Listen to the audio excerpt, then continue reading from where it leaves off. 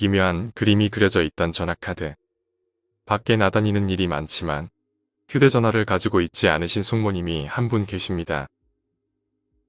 언제나 공중전화를 사용하시기 때문에 가게에서 100개 단위로 파는 전화카드를 사서 쓰고 계셨습니다. 주로 홍보용으로 만들어져서 광고가 뒤덮인 전화카드였지만 숙모님은 상관하지 않고 쓰시는 듯 했습니다. 맨 위쪽에 있는 카드부터 한 장씩 뽑아서 쓰고 있었는데 어느 날은 조금 이상한 전화카드가 나왔습니다. 그것은 50대의 여성이 정성스럽게 화장한 채 흰 꽃에 파묻힌 넋을 잃고 눈을 감고 있는 사진을 앞면에 찍어놓은 전화카드였습니다. 숙모님도 50대였기 때문에 같은 나이대의 여성이 그런 모습으로 누워있는 사진은 왠지 기분 나쁘게 느껴졌습니다. 카드에는 오직 사진만 찍혀 있고 광고는 없었습니다. 아무래도 개인이 주문 제작한 전화카드가 한 장 끼어 있었던 것 같았습니다. 이런 기분 나쁜 카드는 빨리 써 버려야겠다고 생각하고 숙모님은 곧 그 전화카드를 가지고 다니기로 했습니다. 곧이어 밖에서 전화해야 할 일이 생기게 되어 숙모님은 그 전화카드로 공중전화에서 전화하기로 했습니다. 그런데 어째서인지 아무 소리도 나지 않고 번호를 눌러도 신호가 가지를 않았습니다. 다시 한번 번호를 눌러봤지만 소리가 나지 않았습니다. 가만히 귀를 대고 있자니 멀리서 희미하게 목소리가 들려왔습니다. 이쪽이에요. 이쪽으로 들어와요. 이렇게 말하는 목소리가 계속 들려왔습니다. 혼선이라도 일어난 것인가 싶어서 숙모님은 전화를 끊고 다시 수화기를 틀었다고 합니다. 그리고 이번에는 목소리가 조금 더 커져서 들려왔습니다. 이번에는 당신 차례예요. 야구 수화기 너머에서 들려왔고 말을 걸어보았지만 그 이후에는 어떤 소리도 나지 않았습니다. 결국 기분이 나빠진 숙모님은 전화를 끊었습니다. 집으로 돌아와 딸에게 전화카드가 이상하다고 보여줬더니 딸은 그 전화카드를 보고 소스라치게 놀랐습니다. 딸은 이런 카드 쓰지 말라며 숙모님에게 잔소리를 했고 딸의 말을 듣고 그 전화카드를 자세히 봤습니다. 전화카드 사진에는 주변의 꽃은 모두 국화였고 여성의 코에는 솜이 채워져 있었다고 합니다. 길을 물어보던 여자가 찾아간 장소. 길 좀 알려주세요. 라고 물으며 저녁 골목길에서 말을 걸어온 것은 키가 큰 여자였습니다. 발이 이상하게 작은 탓인지 균형이 맞지 않는 것처럼 이리저리 흔들리고 있었습니다. 마찬가지로 손도 나뭇가지처럼 얇아서 새빨간 핸드백은 축 늘어져 있었습니다. 한숨인지 호흡인지 알 수 없는 숨을 몇 번이나 토해냈습니다. 그리고 분명히 나에게 물어본 것일 텐데 시선은 완전히 다른 곳을 향하고 있었습니다. 위험한 사람 같아 어느 쪽으로 가시는지 물어본 후 빨리 대답하고 도망치려고 했습니다. 그러자 그 여자는 하루 이 탄이 마치 1, 19, 4, 201 라고 말했습니다. 그것은 내가 사는 아파트 주소였고 방번호까지 완벽하게 들어맞았습니다. 결코 얽혀들고 싶지 않다고 진심으로 생각하며 모르겠다고 대답했다. 그러자 여자는 꾸벅하고 허리가 구부러지듯 깊게 인사를 하고 다시 흔들거리며 골목길 안쪽으로 사라졌다. 엄청 무섭다고 생각하며 나는 일부러 멀리 돌아서 집으로 돌아왔습니다. 내가 사는 집의 현관문이 잠겨 있는 것을 확인하고 황급히 문을 열었습니다. 길 좀 알려주세요. 컴컴한 방 안에서 소리가 들렸습니다. 교실에서 학생 수를 잘못 세면 안 되는 이유. 얼마 전 오랜만에 만난 20년 지기 친구에게 들은 이야기입니다. 내 친구 A는 여고에서 영어교사로 일했습니다. A는 언제나 학생들에게 나눠줄 프린트물을 학교에 있는 복사기로 복사했다고 합니다. 하지만 1학년 담당 교사인 A가 맡은 반만 4개 반씩이나 되었다고 합니다. 그래서 그 학생들에게 줄 프린트물을 모두 뽑고 나면 어마어마한 양이 되어버렸습니다. 한 번에 4개 반 학생들 프린트물을 모두 뽑으면 시간도 걸릴 뿐더러 종이도 모자랐고 A는 각 반의 인원만큼만 수업 전에 따로 뽑아서 가져갔다고 합니다. 그런데 어째서인지 딱 한 반만 프린트물의 수가 맞지 않는 반이 있었습니다. 32명이 있는 반이라 32장을 뽑았었는데 어째서인지 모르겠지만 언제나 33장이 뽑혀 나왔다고 합니다. 그냥 복사를 잘못했겠지 라고 생각하며 처음에는 A도 크게 신경 쓰지 않았지만 매번 같은 일이 반복되다 보니 뭔가 이상하다는 생각이 들기 시작했습니다. 그것도 다른 반은 멀쩡한데 그 반만 계속 프린트물의 숫자가 맞지 않았습니다. A는 교실 맨 앞줄에 앉은 아이들에게 뒤로 돌리라고 말하고 프린트물을 나눠줍니다. 그러면 꼭 맨 뒤에서 선생님, 한 장 남아요. 그러면서 한 장이 돌아온다는 것이다. 매번 그러다 보니 학생들도 그 부분을 이상하게 생각하기 시작했습니다. 선생님, 왜 맨날 한 장씩 남아요? 라고 어느 학생들이 물어봤습니다. A도 당황했고 자기 거라고 대충 얼버무렸다고 하지만 애초에 그럴 생각으로 인쇄한 게 아니라는 것은 본인이 가장 잘 알고 있었습니다. 자기가 볼 것은 원본이니만큼 나눠줄 때 포함하지 않고 손에 들고 있었습니다. 드디어 뭔가 이상하다고 생각하게 된 A는 자신이 뭔가 착각하고 있는 것은 아닌가 생각했습니다. 그래서 복사기 앞에서 프린트물을 직접 숫자를 세며 복사하기로 했다고 한다. 원본을 원고대에 올리고 매수의 30일을 입력했습니다. 한 장, 두 장 프린트물은 계속 나오고 있었고 A는 한눈 팔지 않고 그것을 계속 세고 있었다고 합니다. 그리고 마침내 32장째 프린트물이 나오고 복사기는 인쇄를 멈추었습니다. 원본까지 꺼내서 다시 세어보았지만 역시 원본과 복사본을 합쳐서 33장이 틀림없었습니다. 그리고 그렇게까지 신경 써서 센 프린트물을 그대로 가지고 가서 나눠줬습니다. 하지만 이번에도 한 장이 또 남는 것이었습니다. A는 이때 처음으로 소름이 끼쳤다고 합니다. 당황해서 학생 수까지 세어봤지만 결석한 학생도 없고 32명이 모두 있었습니다. 프린트물이 남을 리가 없는 것인데 하지만 분명히 한 장 프린트물이 남았습니다. 여기 32명 맞지? 라고 A는 망연자실해져서 학생들에게 물었습니다. 그러자 아이들은 킥킥 웃으며 꿈이라도 꾸는 거냐며 야유를 보냈습니다. 정말 32명이지? 33 아니지? 라고 다시 물었습니다.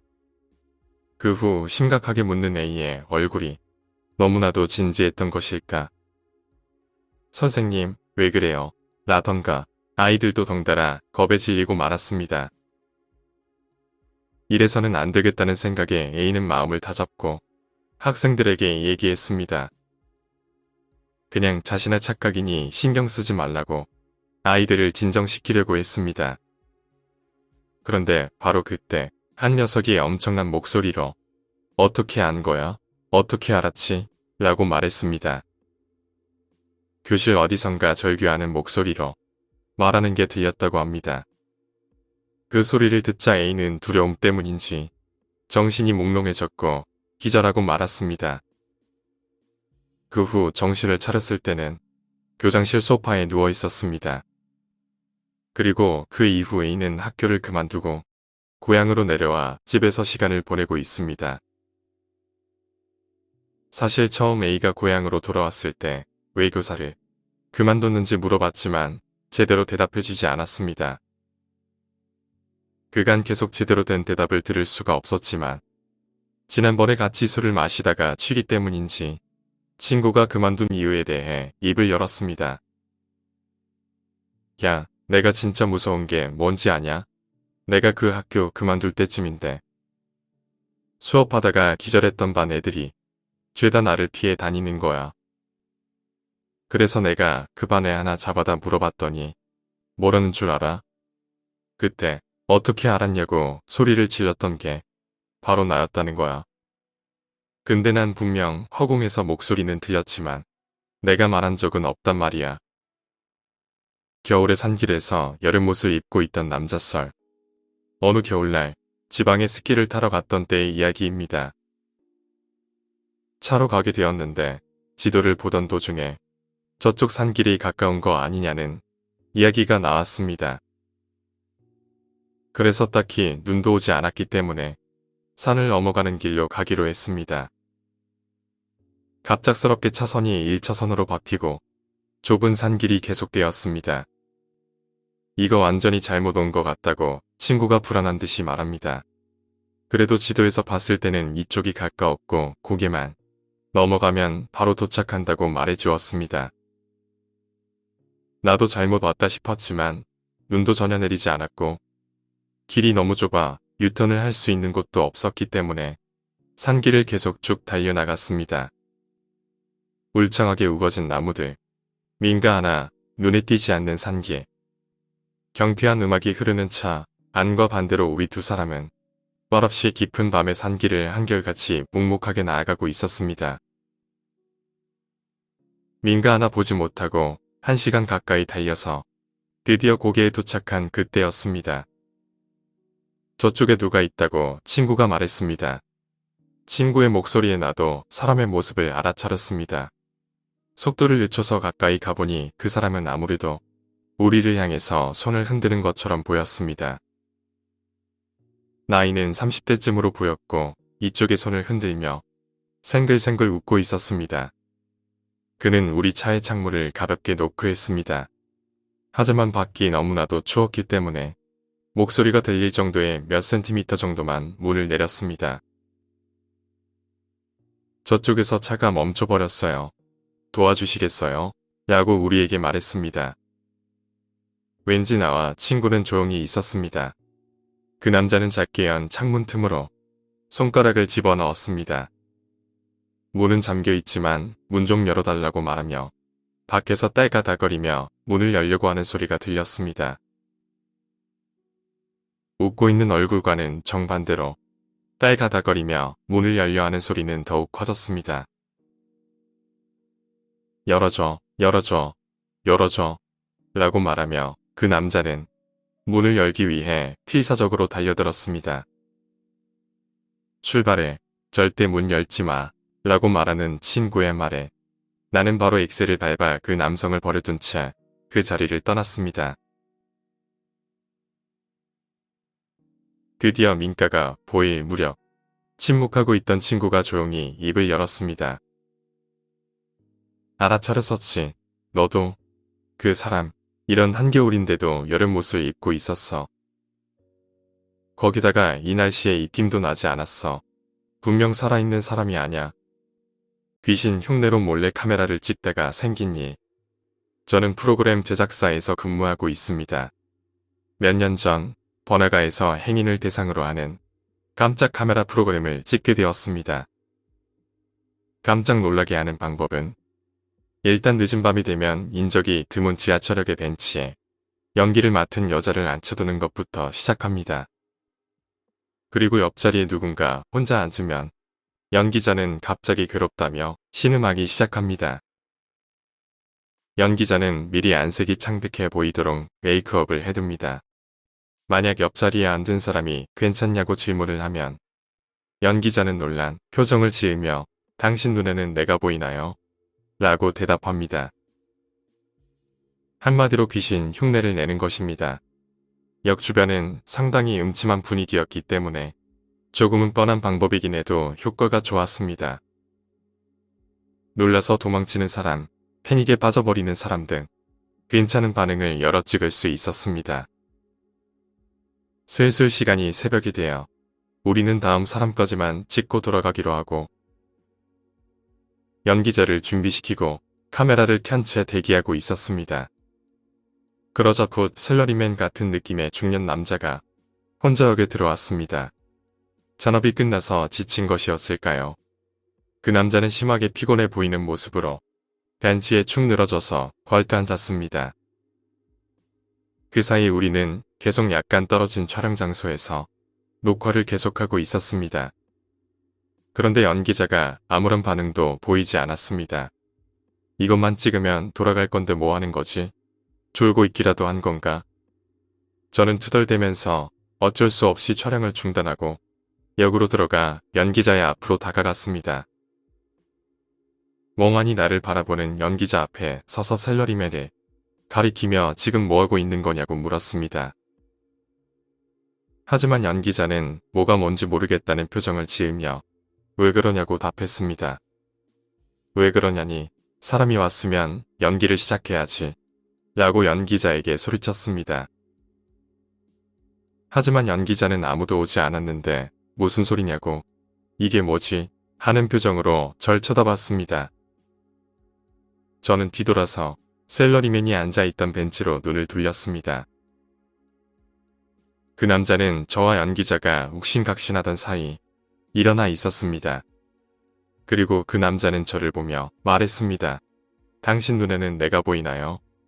꿈속의 여자에게 말을 걸고 5년간 사라진 친구. 벌써 10년이 훌쩍 지난 내가 중학생이던 때의 일이었습니다. 그때 나는 언제나 같은 꿈을 꾸고 있었고 양옆이 논밭은 매우 긴 시골길을 혼자 걷고 있었습니다. 그런데 멀리 저편에서 기모노를 입은 여자가 작은 사내 아이의 손을 잡고 걸어왔습니다. 그리고 그 사람과 스쳐 지나가고 조금 더 걸어간 시점에서 잠이 깨어났습니다. 어쩐지 기분 나쁜 꿈이라기보다는 영문을 알 수 없는 꿈이었습니다. 당연히 여자도 사내 아이도 처음 보는 얼굴이었고 다음날 그 꿈 이야기를 친구에게 하게 되었습니다. 그런데 이상하게도 그 친구가 다음날부터 자신도 그런 꿈을 꾼다고 말하는 것이었습니다. 별다른 신경을 쓰지 않고 있었지만 그 이야기를 들으니 이유가 무척 궁금해졌습니다. 어째서 같은 꿈을 꾸는 것인지 그 녀석은 중학교에 입학하고 나서 처음 만난 녀석인데 소울메이트라도 되는 걸까? 어쨌거나 무척 신기해하는데 문득 친구가 얘기했습니다. 다음에 또 그 꿈을 꾸면 내가 여자한테 말을 걸어볼게. 재미있겠다 싶어서 한번 해보려고 아무 생각 없이 부추겼습니다. 그리고 그날 밤 또 그 꿈을 꾸었고 그 녀석 저 여자한테 말을 걸겠구나라고 생각했습니다. 나는 평소처럼 여자 옆을 스쳐 지나가려는 찰나였습니다. 언제나 말없이 지나가던 여자가 갑자기 입을 열었습니다.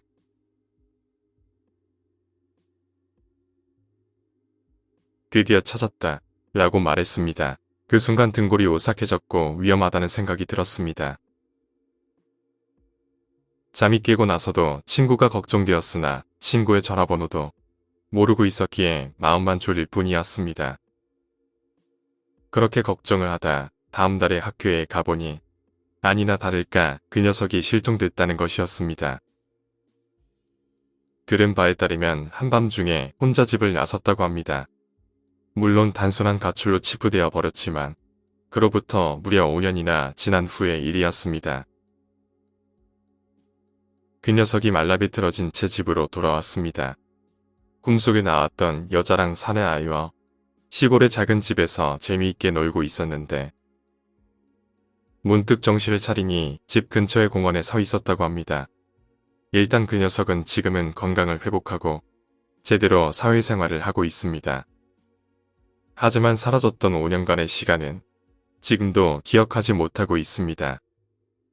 덧붙이자면 나는 그 녀석이 사라졌던 날부터 그 꿈은 꾸지 않게 되었습니다. 결국 여자와 사내 아이의 정체도 영영 알지 못할 것 같습니다.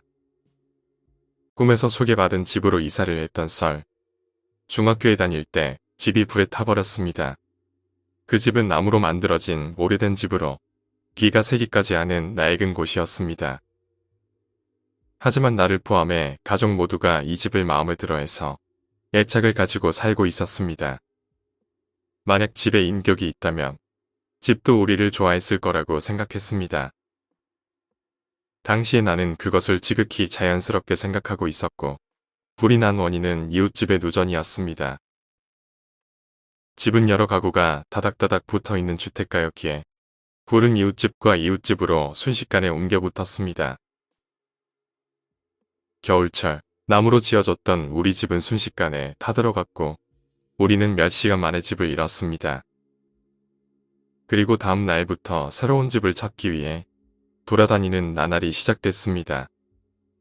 어느 날 나는 꿈을 꾸었고 불타버린 집에 혼자서 남아있는 꿈이었습니다. 꿈속에서 집은 옛날과 다름없는 모습이었습니다. 불이 났던 건 꿈이었나 봐. 다행이다. 나는 부엌에 서서 안도하며 말했습니다. 그렇지만 자세히 보니 방의 배치가 미묘하게 달랐고 부엌벽이 없었고 본 적이 없는 다른 집에 이어져 있었습니다. 당황해서 천장을 올려다보고 이음매를 찾아봤지만 지극히 자연스러운 모습으로 두 집은 연결되어 있었습니다. 이 두 집은 같은 집이다. 꿈속에서 나는 그렇게 생각했고 잠에서 깨어나 가족들과 아침밥을 먹고 있었습니다. 그때 어머니가 이사 갈 만한 집이 몇 군데 있다고 형제들과 나에게 말해주셨습니다. 지금 임시로 사는 곳에서 가까우니까 각자 가본 다음 의견을 들려달라고 했습니다. 부모님은 아무래도 새로 이사 갈 집을 고르는 것이기에 결정하는 것을 어려워하고 있는 것 같았습니다. 그날은 주말이어서 학교가 쉬었기 때문에 나는 바로 그 집을 보러 갔습니다. 그리고 바로 나는 알아차렸고 본 기억이 나게 되었고 이 집은 그날 밤 꿈에서 봤던 그 집이었습니다. 시험 삼아서 부엌 천장을 우러러보니 꿈과 똑같은 벽지가 붙어 있었고 꿈에서 본 것과 너무나 똑같아서 마치 꿈속에 있는 것 같았습니다. 임시로 살고 있던 집에 돌아가니 아버지만 계셨습니다. 이런 이야기를 해도 무시할 것 같다는 생각이 들었지만 우선 이야기는 해보기로 했습니다. 어젯밤에 새집 꿈을 꿨어요. 전에 살던 집이랑 이어져 있었어요. 전에 살던 집이 여기를 소개해 준 것 같아요. 평소라면 신경도 쓰지 않았을 어린아이에 쓸데없는 말이겠지만 아버지는 그랬느냐며 되물어 주셨습니다. 내가 그런 꿈을 꿨다고 하니 그 집으로 하자꾸나. 아버지가 이렇게 말씀했습니다. 다른 형제들은 아직 그 집을 보지도 않았고 어머니도 없었는데 아버지는 그렇게 정해버렸습니다. 그리고 그로부터 10여 년의 시간이 지났습니다. 이제 나와 형제들은 결혼해서 집을 떠났고 부모님도 다른 집으로 이사를 하셨습니다. 그렇지만 아직도 나는 그 집이 옛날에 살던 집에게 소개받은 집이라고 믿고 있습니다. 그런 집에서 살 수 있어서 정말 행복했던 어린 시절이었다고 생각합니다. 애틀랜타 아동살인 사건 이야기. 연쇄살인범 웨인 윌리엄스. 범인이 검거되어 유죄 판결을 받고 종신형을 선고받은 지 20년이 지났습니다. 애틀랜타 아동살해 사건에 대한 의문은 여전히 남아있지요. 사건의 발단은 1979년 7월로 거슬러 올라갑니다. 한 여인이 도로를 청소하다가 길거리에서 흑인 소년 2명의 사체를 발견하게 됩니다. 한 명은 머리에 22구경 권총을 맞았고 다른 한 명은 질식사였습니다. 그 후 2년 동안 동일범의 소행으로 보이는 살인으로 적어도 27명에 달하는 인명이 목숨을 잃었죠. 사람들은 공포에 떨게 되었고 미국 전역이 뒤숭숭해졌습니다. 특히 애틀랜타 흑인 사회의 분노는 아주 대단했고요. 매체들의 관심이 집중되었고 뉴욕타임즈는 연쇄살인범이라는 당시로서는 보편적이지 않던 용어까지 써가며 기사를 내보냈습니다. 연방정부 차원의 지원이 있었으며 대통령까지 관여하기에 이르게 됩니다. 그리고 주요 용의자가 체포되고 유죄 판결을 받았지만 논란은 여전히 식지 않았습니다. 애초부터 이 살인사건은 치안당국에 막대한 난제를 던져주었습니다. 우선 살인범의 범행 수법에 일관성이 없었습니다.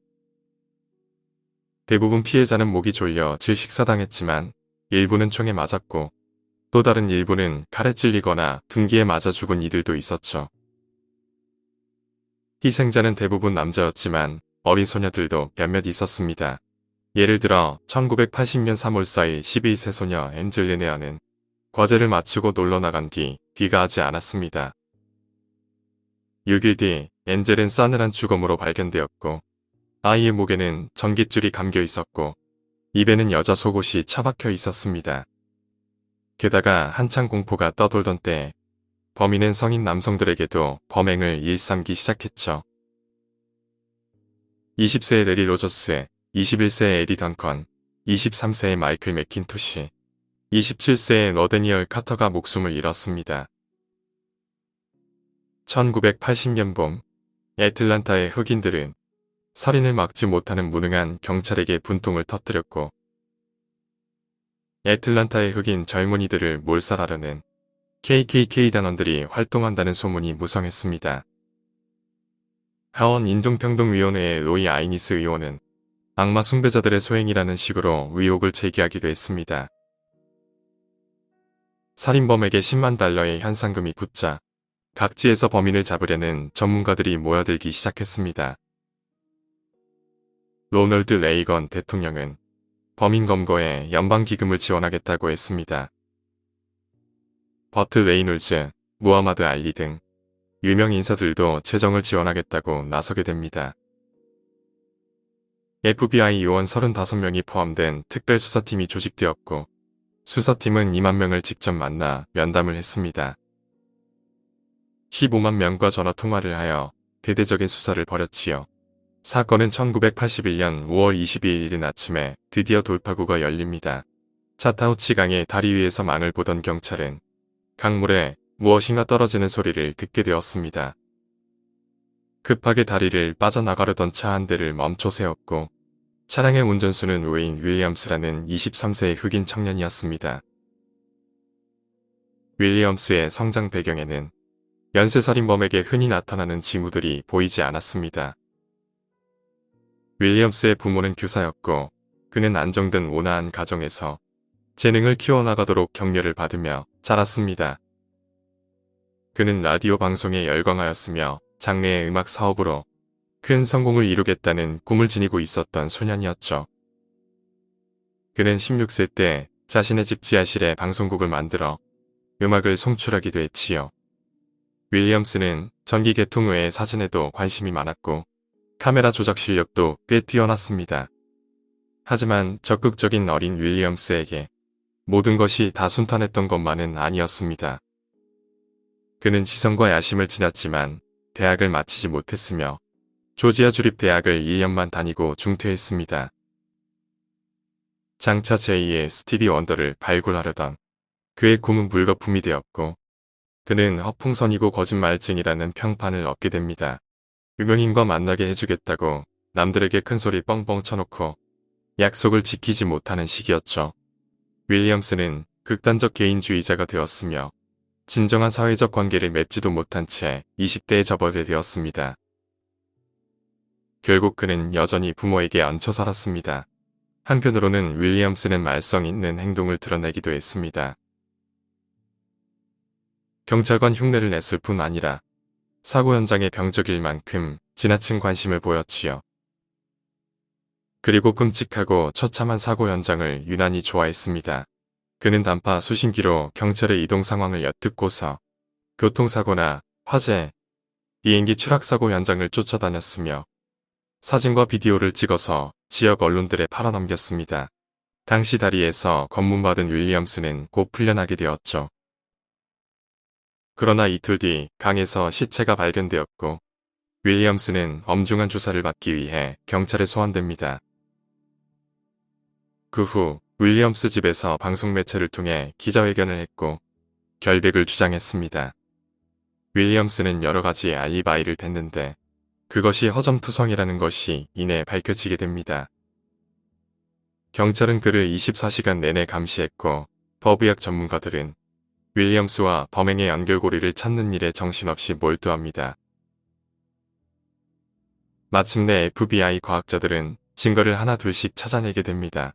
몇몇 피해자들의 집에서 찾아낸 섬유 조직과 재털이, 윌리엄스의 자동차 매트, 집안 깔개 등 침대 시트에서 나온 것과 일치한다는 결과를 얻었고 1981년 6월 21일 전격적으로 윌리엄스를 체포하게 됩니다.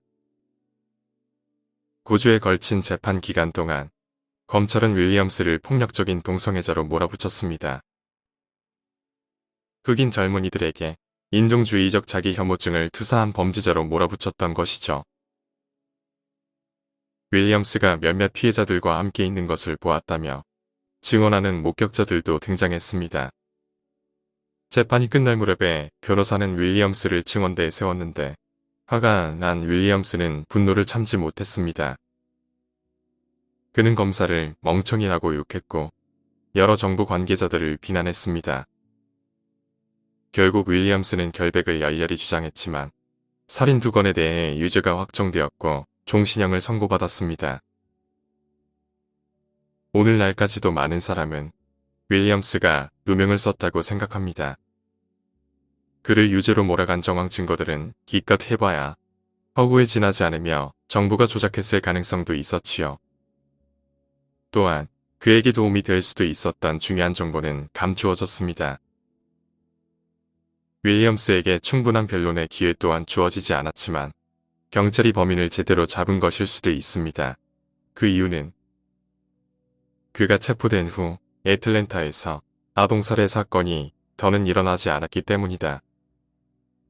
아내가 지금까지 오해해서 저지른 일. 이틀 동안 지방 출장을 다녀왔습니다. 집으로 돌아오자 아내가 화가 난 표정으로 쳐다보네요. 당신, 이 여자 누구야? 누군데 팔짱 끼고 같이 돌아다녀? 아내가 핸드폰으로 사진을 보여줍니다. 아마 친구가 찍어서 보내준 모양입니다.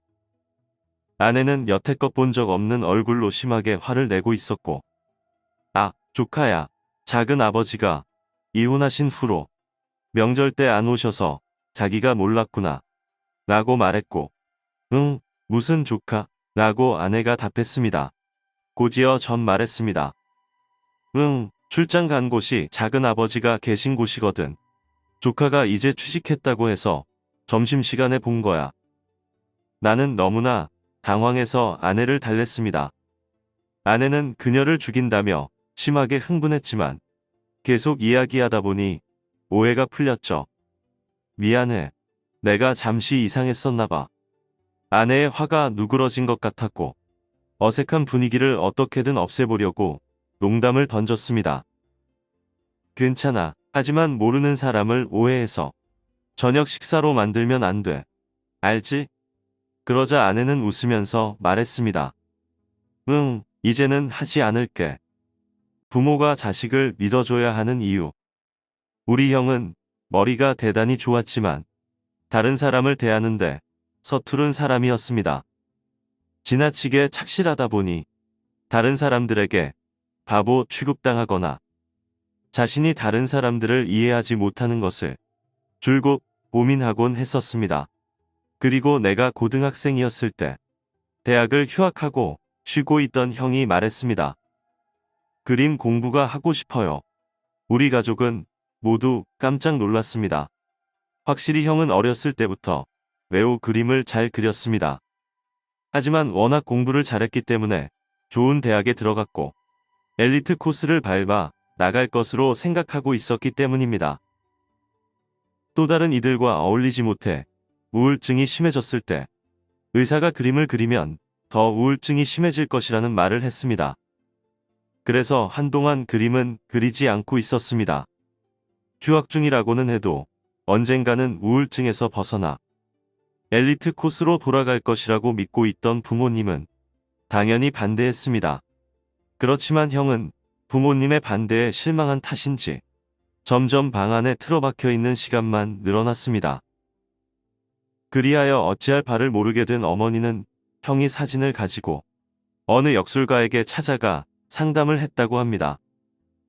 그러자 그 역술가는 사진을 보고 대뜸 이렇게 말했다고 합니다. 아드님이 원하는 대로 시켜주세요. 그렇지 않으면 목을 달아서 자살할지도 모릅니다. 그 역술가는 형의 사진에서 목 주변을 가리켰다고 합니다. 그런데 그 목 주변에는 놀랍게도 10개 로프의 자국이 보였다고 합니다. 경악한 어머니는 그 역술가에게 들은 대로 매일 한 잔의 물을 떠놓고 공양을 하고 매일 아침 화장실을 깨끗이 청소하며 형을 위해 필사적으로 기도했다고 합니다. 그리고 그 사진은 장롱 깊숙한 곳에 숨기고 아무에게도 보여주지 않았다고 합니다. 결국 부모님은 그 역술가의 말을 따라 형이 가고 싶어 했던 외국의 예술학교 입학시험 응시를 허락했습니다. 놀랍게도 형은 한 번에 그 학교에 합격했습니다. 그로부터 12년이 지났고 형은 이제 나름대로 유명한 화가가 되었습니다. 그래서 형은 그림을 그리는 것만으로 생계를 유지할 수 있게 되었습니다. 그리고 형이 결혼하게 되었을 때 어머니가 처음으로 나에게 이 이야기를 해주셨습니다. 그리고 그때 12년 전에 그 사진을 장롱에서 처음으로 꺼냈습니다. 그것을 보고 어머니는 경악해서 눈이 휘둥그레지더니 고지어 안도의 눈물을 흘리기 시작하셨습니다. 12년 전에는 너무나도 선명하게 보였던 로프 자국이 이제는 완전히 사라졌었습니다. 나의 옆자리에 앉았던 여자는 무엇이었을까? 몇 년 전의 일이었습니다. 히로시마현에서 살고 있던 때 부모님이 사시는 집으로 가기 위해 신칸센을 타게 되었습니다. 히로시마발 열차는 자유석으로 판매되어서 원하는 곳에 앉을 수 있었습니다.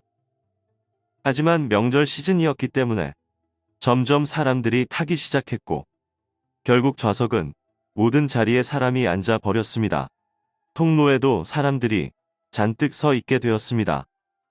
그렇지만 어째서인지 제 옆자리에는 아무도 앉지 않는 것이었죠. 통로에 가득 찬 서 있는 사람 중 단 한 명도 제 옆에 앉지 않았습니다. 이상하게 생각했지만 굳이 다른 사람을 끌어와 앉힐 수는 없었기에 그저 멍하니 앉아 있었습니다. 그리고 신 오사카역을 지나가자 드디어 한 아주머니가 옆에 앉으셨습니다. 바로 전 역까지는 통로에 서 계셨던 분이었습니다. 그런데 이 아주머니는 앉자마자 말씀하셨습니다. 그렇게 가만히 있어도 괜찮은 거예요? 무슨 소리인지 감이 전혀 오지 않아 아주머니에게 영문을 여쭤봤습니다. 아까까지 이 자리에 앉아있던 사람 말이에요. 계속 청년한테 말을 걸고 있었는데 무시했잖아요. 화내서 내린 줄 알았는데 괜찮은 거예요? 아주머니의 말에 따르면 젊은 여자가 계속 내 옆에 앉아 있었다고 합니다. 그리고 저를 보면서 무언가를 계속 말하고 있었다고 합니다. 아주머니는 여자친구라고 생각했다고 합니다. 통로에 서 있던 사람 중 누구 한 명 내 옆에 앉지 않았다는 것은 아주머니뿐 아니라 모든 이에게 그 여자가 보였다는 것이었습니다. 어째서 저에게만 보이지 않았을까요? 묘하게 무서웠습니다. 저기, 아주머니, 그 사람 뭐라고 말하고 있었나요? 이렇게 물어봤습니다. 그러고 보니까 그 사람 꽤 큰 소리로 말하고 있었는데도 무슨 말을 하는지는 하나도 안 들렸던 것 같아요. 목격자에게 찾아오는 교통사고 피해자. 1년 정도 전의 일이었습니다. 어머니가 이른 아침에 산책하러 나갔다가 교통사고를 목격했습니다. 미니밴과 오토바이가 부딪히고 오토바이에 사람이 높이 떴다가 움직이지 않아서 상당히 많이 다쳤다고 생각했다고 말씀했습니다. 어머니 외에 목격자는 없었기 때문에 도망가야겠다고 생각한 어머니는 충격을 받아 비틀거리면서 언짢은 기분으로 집에 돌아왔다고 합니다.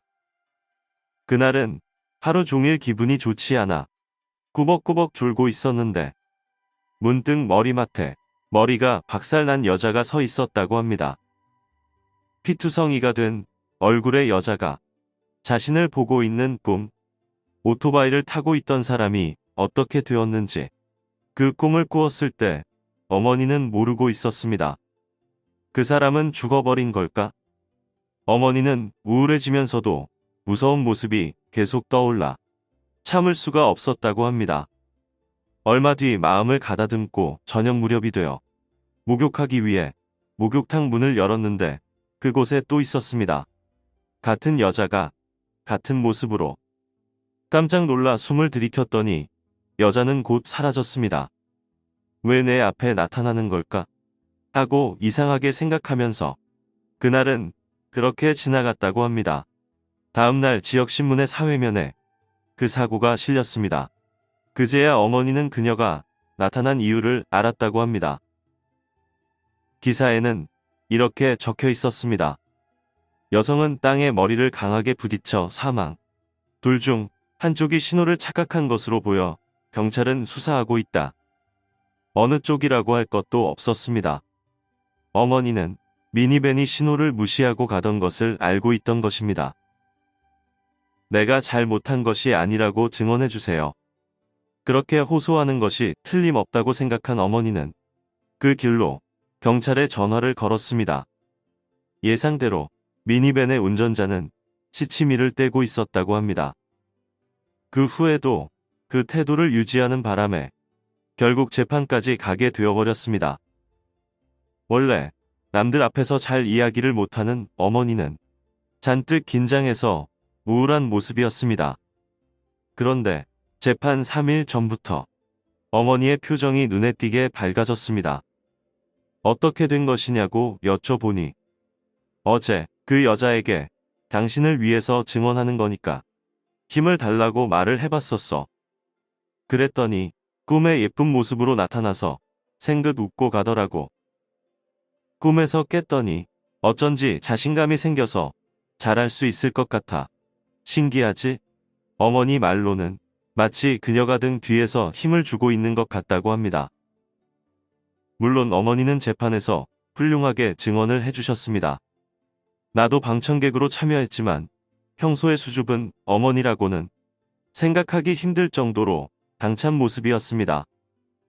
운전할 때는 꼭 조심합시다. 죽은 피해자가 스스로 증인을 찾아올지도 모르니까요. 전쟁 중에 죽은 모녀 귀신을 마주쳤던 썰. 어린 시절 나는 소풍을 가게 되어 버스에 타고 있었다. 버스가 빨간불로 멈춰서자 차 안은 갑자기 조용해지고 옆자리도 뒷자리도 한결같이 잠을 자는 것 같이 되었습니다. 빨간불은 시간이 지나도 파란 불로 바뀌지 않았고 차 안은 정적에 휩싸여 있었죠. 창문 쪽에 앉아있던 내가 밖을 내다보니 횡단보도 앞에 우스꽝스러운 모습을 한 모녀가 서 있었습니다. 파란 불인데도 건너지 않는 모녀가 머리에는 두건을 쓰고 있는데 어딘지 모르게 캐캐묵은 느낌이 들었습니다. 고개를 숙인 채여서 얼굴은 두건에 가려 잘 보이지 않지만 빨갛게 물들어 있는 것처럼 보였죠. 어머니와 딸은 손을 맞잡고 쭉 거기에 서 있었습니다. 갑자기 차 안의 소리가 되돌아왔습니다. 떠들어대는 목소리, 버스 엔진 소리. 교차로를 지날 때 한 번 더 뒤돌아봤지만 모녀의 모습은 더 이상 보이지 않았습니다. 그로부터 몇 년쯤 지난 뒤였을 겁니다. 학교 수업 중 그 일을 선명하게 다시 떠올리게 됐습니다. 수업의 내용은 전쟁에 관련된 것이었죠. 선생님이 준비한 자료는 흑백이었지만 그날 내가 본 모녀와 같은 모습을 한 사람이 찍혀 있었습니다. 방공 두건을 쓴 채 몸빼바지를 입고 있는 사람들이 말이죠. 그때에서야 처음으로 나는 온몸에 오한이 도는 것을 느꼈습니다. 어린 내가 그 광경을 보고도 이상하게 생각하지 않은 것은, 공포를 느끼지 않았던 것은 전쟁을 몰랐던 탓이었을까요? 내가 사는 도시에서 비교적 큰 거리에는 전쟁 도중 공습을 많이 받았다고 합니다. 완전히 불타 들판이 되었던 장소도 적지 않다고 들었습니다. 나는 그 이후에도 여러 가지 영적 현상이라 할 만한 것을 우연히 겪었지만 그다지 믿고 있지는 않습니다. 자신의 기억이 이미지를 바꿔서 마음대로 생각하는 것으로 치부하곤 했지만 아무리 그렇다고 해도 이 사건만은 부정하기 힘든 기이한 체험이었습니다. 책상 밑에서 날 쳐다보던 소름 돋는 여자. 새로 옮긴 회사에서 막 일이 손에 익어갈 무렵의 일입니다. 그때 나는 작은 회사에서 사무 일을 하고 있었습니다. 그날 나는 다음 날까지 마감인 서류 작업 때문에 잔업을 하고 있었습니다. 평소에는 사장님도 함께 남아 작업을 도와주셨지만 그날은 다른 볼일로 먼저 돌아가셔서 사무실에는 나만 있었습니다. 작업을 한참 하는데 남자친구에게서 문자가 왔습니다. 하지만 일이 많이 남아 있었기 때문에 바쁘다고 답장을 하고 다시 일에 몰두했습니다. 시간은 그리 늦지 않았던 것으로 기억합니다. 슬슬 일이 마무리되어 가서 커피라도 한 잔 마시려 자리에서 일어섰습니다. 그때 갑자기 문에서 콩콩하는 소리가 작게 울려 퍼졌습니다. 순간 깜짝 놀랐지만 피곤해서 잘못 들은 것으로 생각했습니다. 커피 자판기는 사무실 밖에 있었기 때문에 나는 문 쪽으로 다가갔습니다. 그런데 문 쪽으로 다가가니 이번에는 훨씬 큰 소리로 똑똑똑 하는 소리가 들렸습니다. 사무실 안에 있는 CCTV 모니터에는 문 바깥에는 아무도 없다는 것을 보여주고 있었습니다. 잔뜩 겁에 질린 나는 어쩔 수 없이 책상으로 돌아와 급히 남자친구에게 전화했습니다. 그때 갑자기 정전이라도 일어난 것 같이 불이 꺼졌습니다. 너무나도 무서워져서 어쨌거나 도망치자고 생각했지만 다리가 움직이지 않았습니다. 아래를 내려다보니 책상 밑에서 웬 여자가 내 양쪽 발목을 움켜잡고 있었습니다. 일반적인 사무용 책상 밑에 의자가 들어가는 곳에서 그 여자는 무표정한 얼굴로 나를 바라다보며 내 발목을 움켜쥐고 있었습니다. 나는 너무나도 큰 두려움에 그만 기절해버렸습니다. 얼마나 시간이 흘렀을까요? 문을 마구 두드리는 소리와 익숙한 목소리에 정신을 차려보니 남자친구가 와 있었습니다. 전화 기록이 남아있는데 내가 전화를 통받지 않아 걱정하며 달려왔다고 합니다. 의자 밑에 그 여자는 누구였을까요? 이모가 무서워하던 손님의 정체.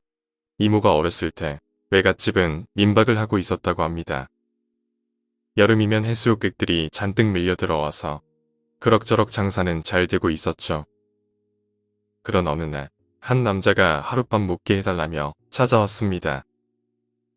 남자는 무엇인가를 두려워하는 듯 계속 주위를 두리번거리며 경계의 시선을 늦추지 않았다고 합니다. 외할아버지와 외할머니는 남자에게 방을 내주고 평소처럼 아무 차이 없이 보통 손님으로 대했다고 합니다. 그런데 아직 초등학교 입학도 하지 않았던 이모가 그 남자를 흘깃 보더니 갑자기 아우성치기 시작했습니다. 울음을 멈추지 않고 소리를 지르는 이모에게 이유를 물어봤더니 그 손님이 그저 무섭다고 하는 것이었다. 손님에게 신뢰되는 말이다 보니 결국 이모는 다른 방으로 옮겨서 겨우 재웠다고 합니다. 그런데 다음날 이른 아침 민박집에 경찰이 찾아왔고 강도살인으로 지명수배된 범인이 이 근처로 도망쳐 왔다는 것이었습니다. 경찰이 내민 범인의 얼굴 사진은 어제 외갓집에 왔던 그 남자였습니다. 깜짝 놀란 외할아버지는 경찰과 함께 남자의 방으로 가서 그 자리에서 남자를 체포했다고 합니다. 경찰의 말에 의하면 그 손님은 얼마 전에 한 노파를 살해하고 금품을 빼앗아 도망쳤던 범인이었다고 말했습니다. 그 이야기를 들은 외할아버지는 다시 한번 놀라고 말았고 이모가 전날 그 남자가 무섭다고 말한 이유는 다른 것이 아니었습니다. 남자의 등 뒤에 엎여있는 할머니가 무섭다는 것이었습니다. 산나물을 캐러 가서 마주친 할아버지 썰. 우리 형이 초등학생일 때의 이야기입니다. 당시 나는 아직 태어나기 전이었죠. 형이 초등학교 5학년일 때 봄에 할아버지와 함께 가까운 산에 산나물을 캐러 갔다고 합니다. 찾고 있던 것은 두릅이라고 하는 나물이었고 싹의 줄기에 가시가 나 있지만 튀김을 만들면 무척이나 맛있었죠. 형은 그 산에서 자주 놀곤 해서 두릅이 어떤 것인지 잘 몰라도 산기를 잘 알고 있었다고 합니다. 그랬기 때문에 할아버지에게 두릅의 특징에 관해 설명을 듣고 나서 형은 혼자서 서슴없이 산속으로 들어갔었어요. 형은 두릅을 캐는데 몰두해서 평소에는 멀리서 보기만 하고 들어가지는 않던 곳까지 갔고 결국 마음에 들 만큼 많은 두릅을 캐내고 돌아가려는데 가까운 곳에서 인기척이 났습니다. 주변을 돌아보자 10m 정도 떨어진 큰 바위 위에 바짝 마르고 더러운 기모노를 입은 사람이 보였습니다. 자세히 보니 백발의 할아버지가 기모노를 입고 앉아 있었다고 합니다. 형은 조금 놀랐지만 그 할아버지의 발밑에 산나물 바구니가 있는 것을 보고 나서 이 할아버지도 산나물을 캐러 왔구나 싶어 인사를 하고 돌아가기로 했습니다. 그러자 그 할아버지가 말하기를 두릅싹을 찾고 있는 거구나. 그렇게 말하면서 여기저기 이가 빠진 입을 벌리며 희죽 웃었다고 합니다. 형은 기분이 조금 나빴지만 할아버지도 산나물을 찾고 계셨냐고 되물었습니다. 그러자 할아버지는 산나물 바구니에 손을 뻗더니 난 두릅의 싹을 아주 좋아해. 두릅의 싹이라면 생으로도 먹을 수 있어. 그 자리에서 싹을 와작와작 먹어치우기 시작했고 형은 그 광경을 보고 깜짝 놀라서 할 말을 잊었습니다. 그 할아버지가 먹고 있는 것은 두릅의 싹이 아니라 땔감으로 쓰던 온나무의 싹이었던 것이었습니다. 두릅과 오춘 싹의 모습은 비슷하지만 전혀 다른 식물이지요. 오히려 오춘 지독한 독을 가지고 있습니다. 그런 것을 와작와작 씹어 먹고 있는 할아버지를 보자 형은 무서워서 말도 못하고 눈물만 흘리면서 거기에 서 있을 수밖에 없었습니다. 그 할아버지는 점차 몸 안에서부터 질척질척한 피가 입으로 흘러나오기 시작했고 거기다 자세히 보니 발이 꺾여 있는 것 같이 이상한 모습으로 구부러져 있었다고 합니다. 양보 안 할 거야. 근처에 있는 건 다 먹었어. 너도 마을에 먹을 게 없어서 산까지 온 것 같은데 어쩌겠냐. 그리고 할아버지는 또 희죽 웃었습니다. 그리고 다음 순간 할아버지의 모습이 시야에서 사라졌지요. 형은 그 후 울면서 산을 달려 내려갔지만 어른들은 누구 하나 그 이야기를 믿어주지 않았습니다. 아무도 자기 말을 믿어주지 않아 형은 혼자서 시무룩해 있었는데 그런데 그때 동네의 이장님이 동네에 내려오는 옛날 이야기를 알려주셨습니다. 내가 갔던 산은 옛날 노인들을 버리는 산이었단다. 게다가 기근 때마다 사람 수를 줄이기 위해 노인들을 산으로 보냈지. 수많은 사람이 저기서 먹을 것을 찾으며 죽어갔단다. 버림받은 그들은 먹을 수 있는 것이라면 무엇이든 입에 넣었겠지. 내가 봤던 건 그 사람 중 한 명일지도 모르겠구나. 이 옛날 이야기는 다들 모르니까 다른 사람한테는 이야기하지 말렴. 이장님은 마지막으로 형에게 약속까지 받았습니다. 그리고 형은 아직도 그 산이 어디인지 가르쳐주지 않습니다. 이야기를 들은 뒤부터 자주 물어봤지만 산의 위치만은 화를 내면서 가르쳐주지 않았지요. 살인범의 흔적이 남은 등신대 썰. 친구에게서 들은 이야기입니다. 아파트에서 혼자 살고 있던 A는 어느 날 연예인의 등신대 디스플레이를 받았습니다. A는 현관에 두면 밤에 집을 비우더라도 혹시 모를 도둑이 사람이 있다고 착각해 도망칠 것으로 생각했다고 합니다. 그래서 현관 바로 앞에 세워두었다고 합니다. 며칠 뒤 평소보다 늦게 집에 돌아와 평소처럼 현관에 불을 켰습니다. 그런데 등신대 디스플레이의 전에는 본 적이 없는 칼로 찌른 것 같은 상처가 있었습니다. 무서워진 A는 그대로 집을 뛰쳐나가 친구에게 전화를 했습니다. 그 순간 뒤에서 소리가 들려와서 뒤를 돌아봤더니 자신의 방에서 어떤 사람이 뛰쳐나와 자신을 쫓아오기 시작했습니다. 필사적으로 달린 A는 근처의 편의점까지 겨우 도망쳐 들어갔다고 합니다. 따라오던 사람은 밖에서 A를 노려보며 주변을 서성이다 그대로 지나쳐 갔다고 합니다. 너무 무서워졌던 A는 그날 친구 집에서 잠을 자고 다음날 바로 이사했다고 합니다. 얼마 뒤 집에서 뉴스를 보고 있는데 깜짝 놀랐습니다. 바로 전까지 자신이 살고 있던 아파트가 TV에 나오며 살고 있던 여자가 살해당했다는 이야기가 나왔습니다. 바로 전 거주자였던 탓에 경찰은 A에게 사정 청취를 하러 왔습니다. 그래서 이전에 겪었던 일을 이야기했더니 왜 바로 신고하지 않았느냐며 화를 냈다고 합니다. 편의점에서 얼핏 보았던 남자의 인상착의를 기억하는 대로 말했고 며칠 뒤에 남자가 체포되었다고 합니다. 그리고 뉴스를 통해 살인 동기가 나왔습니다. 얼굴을 들켰다고 생각해서 죽였다. 다른 사람일 줄은 생각지 못했다. 자신이라고 착각되어서 다른 사람이 죽임을 당했고, 만약 살인자가 다시 자신을 죽이려고 온다면, 그런 생각에 시달리던 A도 결국에는 미쳐버렸다고 합니다. 소개팅에서 만난 여자의 정체. 얼마 전 소개팅에서 만난 그녀. 처음에는 마음에 들지 않았지만 나와 취향이 상당수 같아 이야기를 나눌수록 호감이 생겼습니다. 그녀 역시 나에게 호감을 느끼고 있어 소개팅을 마치고 그녀 집까지 데려다 주었고, 집 앞에서 헤어지면서 그녀는 나에게 전화번호를 물었죠. 두근두근. 당연히 나는 그녀에게 흔쾌히 전화번호를 알려주었고, 내 번호도 지금 알려줄게 라고 말하며 그녀가 나에게 전화를 걸었습니다. 그런데 전화는 오지 않았기에 뭐지?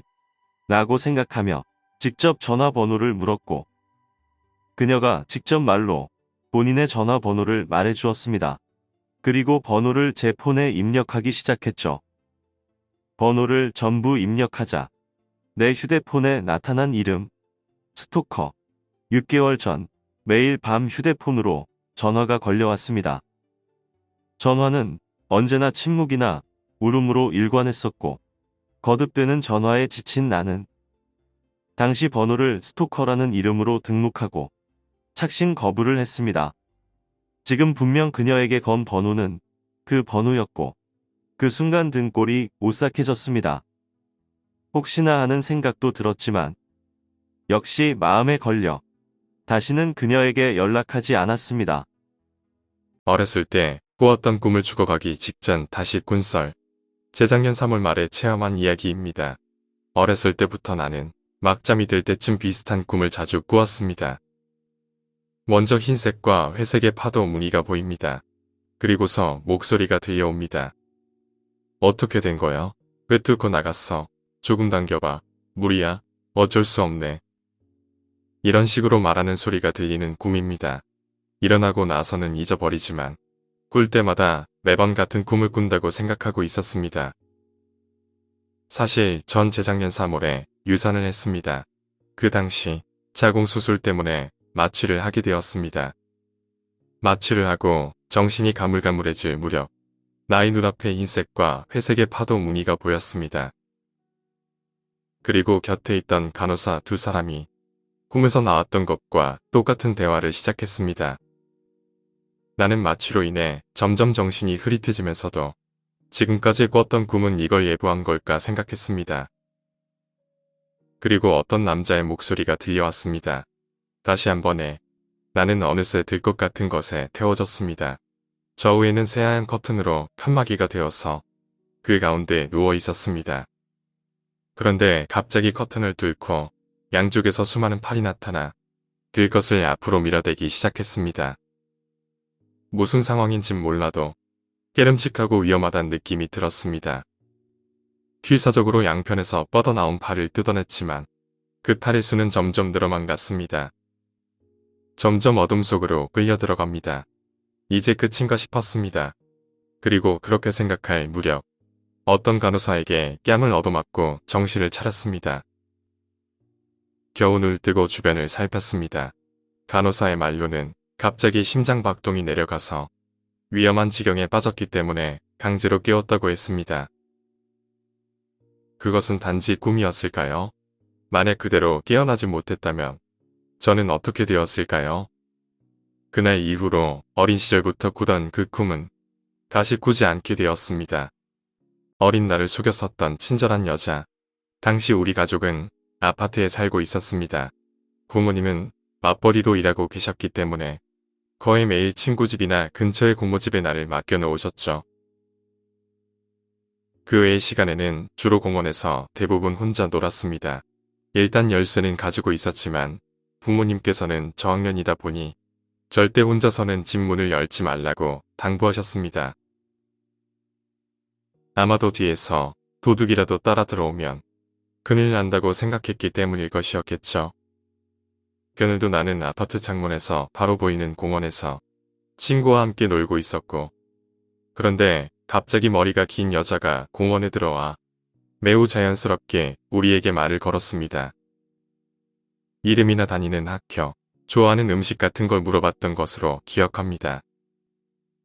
잠시 후 친구가 어두워졌으니까 집에 가자고 말해서 돌아가 버렸고, 나도 친구가 없이 혼자 놀 수는 없었기 때문에 집에 돌아가기로 했죠. 그런데 그 여자가 집에서 같이 더 놀자는 제안을 했고, 당시 어렸던 나는 너무 순진했던 나머지 의심도 하지 않고 고개를 끄덕였지요. 평소라면 고모집으로 갔었댔지만 자기 집에서 논다는 것만으로 나는 한껏 들떴습니다. 주머니 속에 집 열쇠를 꼭 쥐고 두근대며 집 문 앞까지 달려갔습니다. 그리고 열쇠를 넣고 돌린 그 순간 복도 저편에서 고모가 뭐하는 거냐고 소리치며 뛰어왔습니다. 내가 설명하려고 고모에게 다가가는데 등 뒤에서 여자가 쯧하고 혀를 차는 소리가 들렸죠. 고지어 여자는 고모를 피해서 도망쳐 버렸습니다. 그제야 무서워진 나는 고모의 품에 달려들어 울게 되었죠. 지금도 궁금합니다. 도대체 그 여자는 우리 집에 들어가서 무슨 짓을 할 생각이었던 걸까? 어릴 적 목욕탕에서 눈을 찔릴 뻔했던 썰. 제가 아주 어릴 적에 있었던 이야기입니다. 당시 집에는 목욕탕이 없어서 자주 어머니와 공중 목욕탕에 가곤 했습니다. 내가 어릴 때였기 때문에 어머니와 여탕에 함께 갔었습니다. 어느 날 몸을 씻고 난 뒤 심심해진 나는 목욕탕 안에서 헤엄치며 놀고 있었습니다. 그때까지는 알아차리지 못하고 있었지만 목욕탕의 옆에는 계단이 있고 문이 달려 있었습니다. 나는 문득 그 문이 마음에 걸려서 열심히 헤엄쳐 문 앞까지 갔습니다. 문고리 바로 앞에 큰 열쇠 구멍이 있습니다. 두근거리며 안을 들여다보았죠. 저편은 무언가에 덮여서 잘 보이지 않았습니다. 시시하다고 생각했지만 일단 얼굴을 들었습니다. 하지만 무슨 생각에서였는지 나는 다시 한번 열쇠 구멍을 들여다보았습니다. 어렴풋한 빛 사이 보일러 비슷하게 보이는 기계가 보였습니다. 나는 몰두해서 안을 들여다보았습니다. 그러던 와중에 문의 맞은편에서의 기색을 느꼈던 것인지, 그렇지 않으면 그저 지루해졌던 것인지 나는 갑자기 문에서 눈을 떼었습니다. 그리고 바로 그 순간 열쇠 구멍에서 마이너스 드라이버의 끝부분이 미친 듯이 찔러져 왔습니다. 나는 너무 무서워서 숨조차 들이켤 수 없었습니다. 그 이후에도 그 목욕탕에 자주 갔지만 다시는 그 문에 가까이 간 적은 없습니다. 엘리베이터에서 자살한 여자를 마주쳤던 썰. 일요일 오전, 쉬는 날이지만 밀린 업무를 하기 위해 회사에 나왔습니다. 어서 마치고 집에 가서 쉬어야겠다고 생각했지만 끝내고 나니 어느새 해가 지고 있었죠. 서둘러 집에 가야겠다고 생각했고 이윽고 엘리베이터에 타게 되었습니다. 우리 부서인 10층에서 내려오던 중에 갑자기 엘리베이터가 멈추게 됩니다. 조명도 꺼져 어두워졌고 아무래도 정전이었겠죠. 엘리베이터에 창문도 없고 비상등도 없고 완전한 어둠 속이라 벨조차 누를 수 없습니다. 저는 조금씩 초조해져 갔습니다. 핸드폰을 꺼내 핸드폰 액정으로 주변을 살폈고 알림벨을 찾아 눌렀지만 소용이 없었죠. 정전이라 그런가 실망한 채 돌아서는 순간 엘리베이터 안에 누군가 있었습니다. 엘리베이터 조적판 반대편 모퉁이에 누군가 등을 돌리고 서 있었습니다. 긴 머리에 원피스를 입은 여자였다. 나 외에는 아무도 타지 않았고 있을 리가 없었습니다. 등을 돌리고 있는 모습이 더 두려웠습니다. 예상치 못한 출현에 반대편 모퉁이로 도망친 채 움직일 수 없었죠. 보고 싶지 않았지만 시선을 돌릴 수도 없었습니다. 단지 제발 돌아보지 말아줘. 제발 돌아보지 말아줘. 그렇게 속으로 빌 뿐이었습니다. 소리도 내지 말아줘. 제발 움직이지 말고 그대로 있어줘. 이윽고 핸드폰을 닫았고 혹시라도 핸드폰 액정에서 나오는 빛으로 그녀가 날 보기라도 할까봐. 서서히 눈이 어둠에 익숙해졌고 그녀는 여전히 등을 돌리고 있었습니다. 내 몸은 점점 굳어지고 식은땀이 절로 났습니다. 그런데 갑자기 그녀가 움직였습니다. 등을 돌린 채로 엘리베이터 조작판으로 가기 시작합니다. 걷는 게 아니라 미끄러지듯이 소리 없이 움직였죠. 내 입에서 비명이 나올 것 같았지만 필사적으로 삼켰습니다. 이윽고 그녀는 조작판 앞에 섰고 손을 들고 꼭대기층 버튼을 눌렀습니다. 어두웠지만 그녀의 손이 상처투성이인 게 보였습니다. 그리고 천천히 고개를 돌려 나를 보더니 이렇게 말했죠. 몇 층에서 떨어질까요? 그녀의 얼굴은 산 사람의 것이 아니었습니다.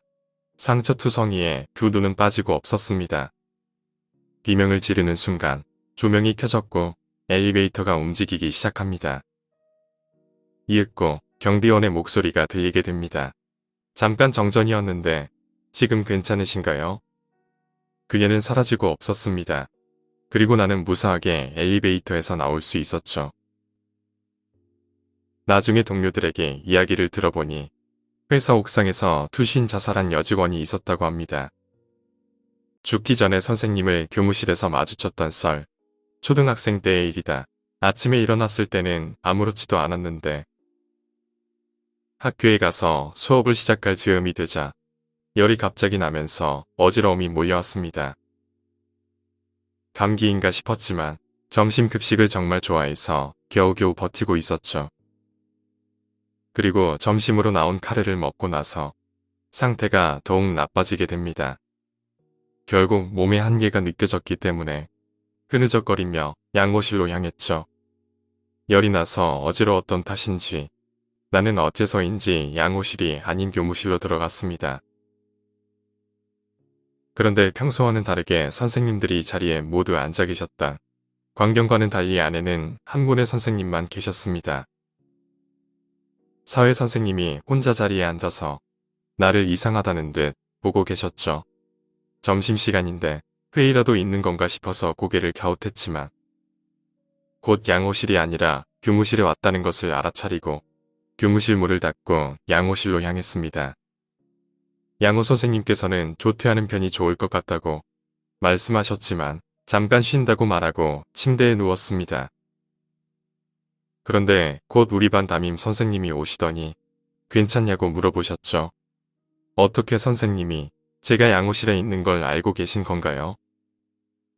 엉겁결에 말했는데 선생님의 대답이 의외였습니다. 너 금방 전에 교무실에 왔다가 비틀비틀하면서 나갔잖니. 무슨 뜻인지 알 수가 없었죠. 그렇지만 선생님의 말씀을 듣고 나서 비로소 이상한 점이 생겨나기 시작했습니다.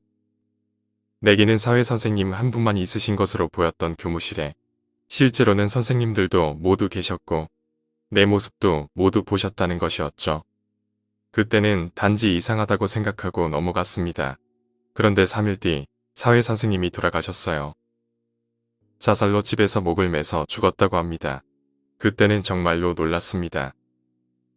나중에 알게 된 사실이지만 자살 일주일 전부터 무단결근을 하고 계셔서 3일 전 내가 교무실에서 봤을 때도 사실은 학교에 나오지도 않았다고 합니다. 도대체 그때 내가 봤던 것은 무엇이었을까요? 죽음을 예고하는 남자를 다시 만난 썰. 2년 전의 일입니다. 여름방학에 대학 동아리 친구들과 함께 바비큐를 하러 갔었습니다. 오랜만에 동아리 회원들이 전부 모여 인원수는 30명 정도였습니다.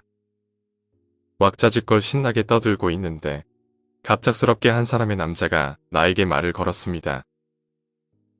누군지도 잘 모르는 사람이고 남자와 이야기하는 것도 서투른 편이었지만 일단 나는 1학년이었던 만큼 선배라고 생각하고 가볍게 이야기에 맞장구 치고 있었습니다.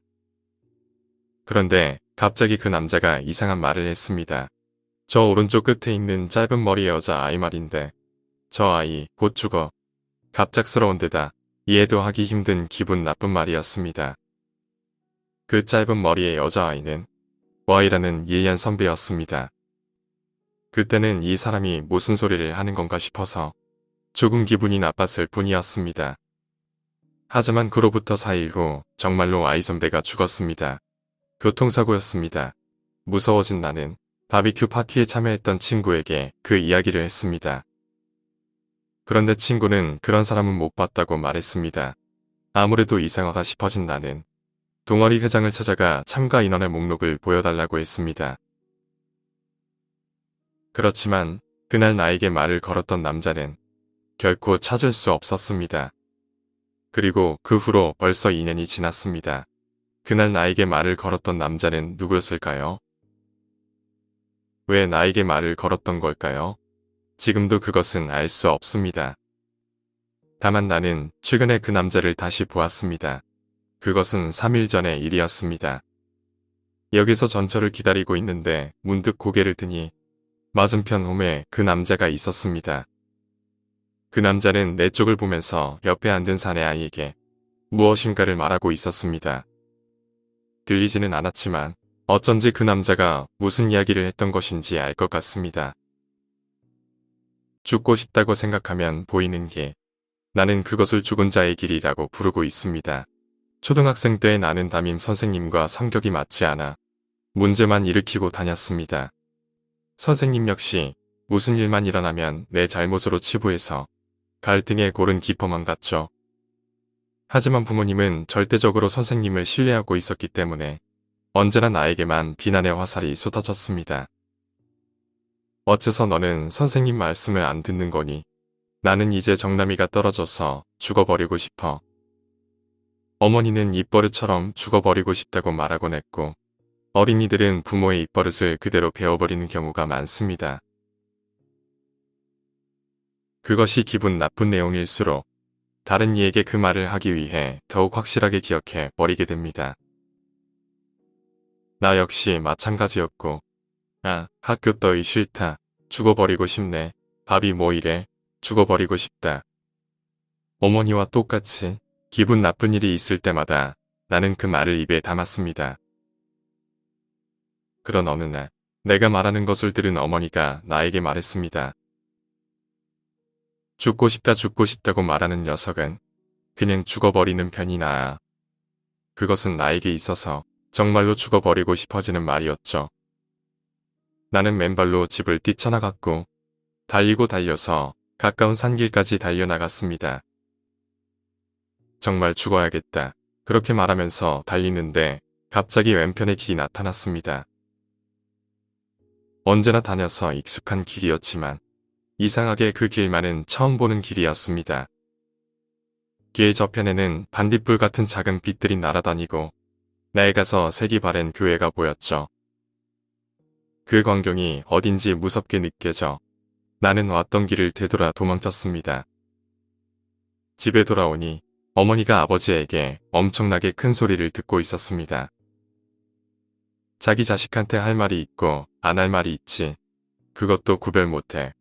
아버지가 그렇게 화난 모습은 태어나서 처음 보는 것이었고 그로부터 몇 년 뒤 나는 다시 자살 욕망에 휩싸여 있었습니다. 이유는 없었다 단지 현실에 실증이 나 있었던 것이었지요. 변화없는 생활과 점점 달아만 가는 육체와 정신. 무엇이든 모든 것이 실증이 날 뿐이었습니다. 나는 밤거리를 빈둥거리며 오가면서 죽고 싶다라고 중얼거렸습니다. 그 순간 숲의 냄새가 났고 건물과 건물 사이의 틈새를 들여다봤습니다. 거기에는 이전에 보았던 반딧불 같은 작은 빛들이 날아다니고 낡아서 색이 바랜 교회가 있는 그 길이 계속 이어져 있었습니다. 그때 나는 그것이 죽은 자의 길이라는 것을 알아차렸죠. 죽고 싶어하는 인간을 유혹하는 길이라는 것을. 나는 인파를 밀어 헤치고 그 길로부터 도망쳤습니다. 그 순간만은 죽는 것이 너무나도 무서웠습니다. 사람은 죽음이 다가올 때가 돼서야 드디어 살아있는 것의 소중함을 느끼는 것인지도 모릅니다. 그로부터 10여 년의 시간이 흘렀고 나는 지금도 때때로 그 길을 봅니다. 옛날과 다른 점이 있다면 길 저편 교회의 문이 서서히 열리고 있다는 것일까요? 언젠가 그 문이 활짝 열리는 날이 오는 것일지도 모르겠습니다. 처음으로 받아본 특별한 선물. 선물이라는 건 참 좋죠. 받게 된다면 정말 기뻐요. 크리스마스 선물, 생일 선물, 발렌타인, 화이트데이 선물. 특별한 날의 선물, 가족이 주는 선물은 좋지요. 가족의 사랑이 느껴지니까요. 친구가 주는 선물도 좋지요. 우정을 느낄 수 있으니까요. 애인이 주는 선물도 좋지요. 사랑을 느낄 수 있으니까요. 기쁘네요. 기뻐요. 받게 된다면 기쁘겠죠. 상대가 받아준다면 기뻐요. 받아준 사람의 미소가 예뻐요. 당신의 미소도 예뻐요. 당신이라면 어떤 것을 주고 싶나요? 과자, 장난감. 아니요, 받는 사람의 기분이 중요한 거예요. 당신이라면 어떤 것을 받고 싶나요? 이것도 당신의 기분이 중요하겠죠. 역시 선물이라는 건 좋은 거네요. 나도 몇 년 전에 선물을 받았어요. 친구에게 받은 선물이었지요. 그때 나한테는 제법 부자인데다 상냥하게 대해주는 사이 좋은 친구가 있었거든요. 정말 좋은 친구였어요. 지금은 따로 떨어져 지내지만 그러면 그때 받은 선물에 관해 이야기해 줄게요. 내 생일 전날에 친구가 말했어요. 내가 받으면 기뻐할 만한 걸 줄게. 받으면 기뻐할 만한 것이라니. 뭘까? 나는 두근거리면서 기다리고 있었어요. 생일날 친구가 선물을 가지고 왔어요. 예쁜 상자에 담겨 예쁜 리본으로 묶여 있었어요. 나는 두근거리면서 상자를 열어봤어요. 안에는 내가 종종 죽여버리고 싶다고 생각하던 사람의 목이 깨끗하게 조각조각 썰린 채 들어 있었어요. 투신 자살을 목격했던 경험담. 안녕하세요, 공포 괴담입니다.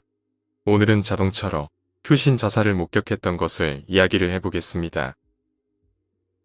그럼 이야기 시작합니다. 옛날 목격했던 투신 자살에 관한 이야기입니다. 이제는 세월도 한참 흘렀지만 직접 내 눈으로 보았고 아직도 선명히 남아 잊혀지지 않는 기억입니다. 연말에 어느 선착장에서 배를 기다리고 있었습니다. 추운 겨울바람 속에서 벤치에 앉아 바다를 멍하니 보고 있는데 문득 주차장에서 이상하게 움직이는 경차가 보였지요. 주차구역에 차를 댔다가 바로 빠져나오기도 하고 주차장 안을 계속 빙빙 돌기도 합니다. 뭘 하는 건가 싶어 계속 지켜보고 있자니 내 옆까지 차가 오더니 멈춰섭니다. 그리고 안에서 깡마른 중년 여자가 나왔습니다. 곧이어 딸인 듯한 초등학교 저학년쯤 되는 여자아이와 그보다는 약간 나이가 있어 보이는 여자아이가 따라 내립니다. 중년 여자는 딸들에게 자판기에서 주스를 뽑아주고 있었고 자판기를 찾고 있었나 싶어 나는 곧 흥미를 잃었습니다. 다시 원래대로 바다나 바라보고 있었습니다만 잠시 뒤 경찰차가 주차장에 들어서게 됩니다. 선착장 건물 옆에 차가 멈추더니 안에서 늙은 경찰관과 20대 초반으로 보이는 젊은 경찰관이 차에서 내렸습니다. 꽤 한가로워 보이는 것이 아무래도 사건 같은 게 생겨서 온 것은 아닌 듯 천천히 건물 안으로 들어갑니다. 아마 연말이니까 순찰이라도 한 바퀴 돌면서 시간을 보내는 것으로 생각했죠.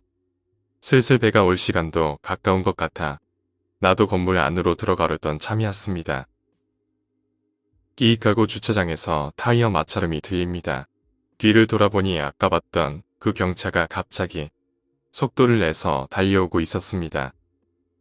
마치 슬로 비디오를 보는 것 같이 경차가 천천히 절벽에서 떨어집니다. 그리고 차의 앞부분부터 바닷속으로 사라져갔고 나는 한동안 멍하니 그것을 바라만 보고 있었습니다.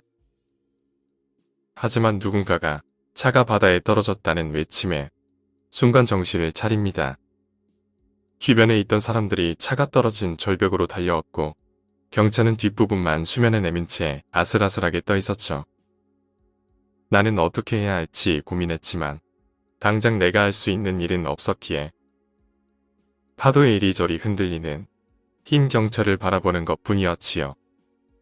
그런 사이 선착장 건물 안에서 직원과 아까 그 경찰관 2명이 달려왔습니다.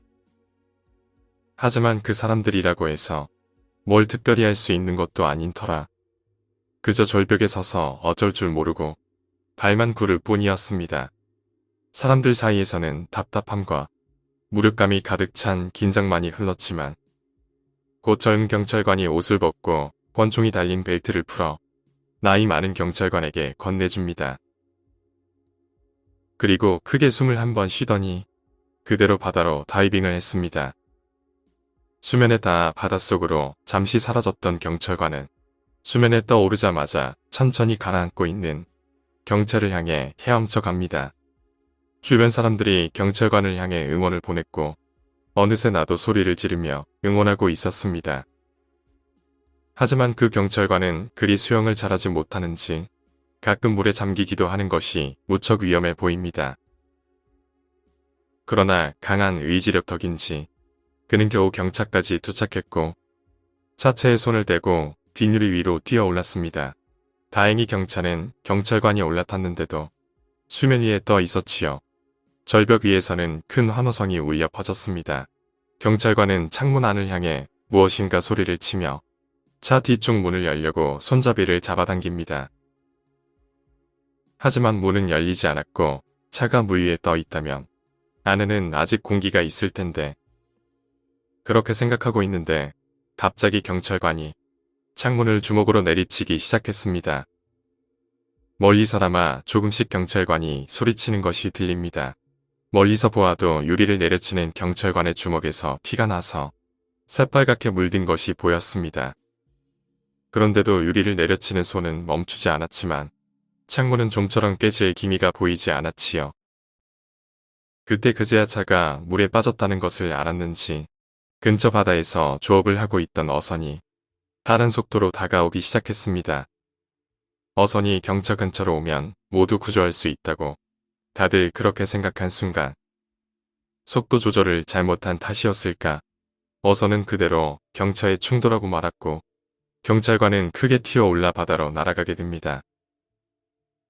게다가 어선에 부딪힌 탓에 균형이 무너진 것인지 경차가 급속하게 바다로 빠져서 들어가기 시작합니다.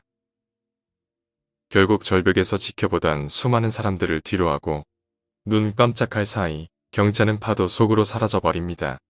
차에서 밖으로 나온 사람은 없었지요. 잠시 뒤에 어선에 의해 구조된 경찰관이 선착장으로 왔습니다. 혼자 걷기도 힘들 정도로 지친 젊은 경찰관에게 모두가 박수를 보냅니다.